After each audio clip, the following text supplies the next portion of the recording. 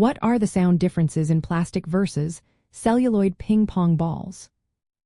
Imagine the crisp crack of a ball hitting the paddle or bouncing on the table. That sound can tell you a lot about the type of ball you're playing with. When it comes to ping pong balls, the material makes a big difference in how they sound during play. Celluloid balls tend to produce a softer, more familiar sound. It's often described as a crisp or classic ping pong sound.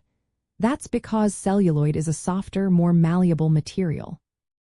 When a celluloid ball is struck or bounces, it deforms slightly and then reforms, creating that warm, familiar noise players love. Plastic balls, on the other hand, usually make a harder, sometimes higher-pitched sound. They tend to produce a clicky or sharp noise when hit or bounced. This is because plastic is more rigid and less deformable. The harder surface results in a sound that can seem more abrupt or less natural to players used to celluloid. The seam on the ball can also influence the sound. Celluloid balls often have a visible seam where two halves are joined, which can subtly affect the noise. Plastic balls might have a seamless surface or a less visible seam, but their thicker walls and larger size contribute to a different acoustic response. These sound differences aren't just about noise. They reflected how the balls behave during play. Plastic balls tend to be less deformable, which affects how they spin and bounce.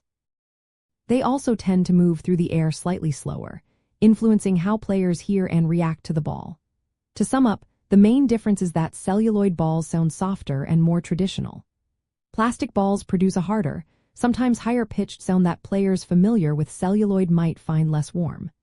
This difference in sound is tied to the material's hardness, surface texture, and construction, which also impact how the balls perform during a game.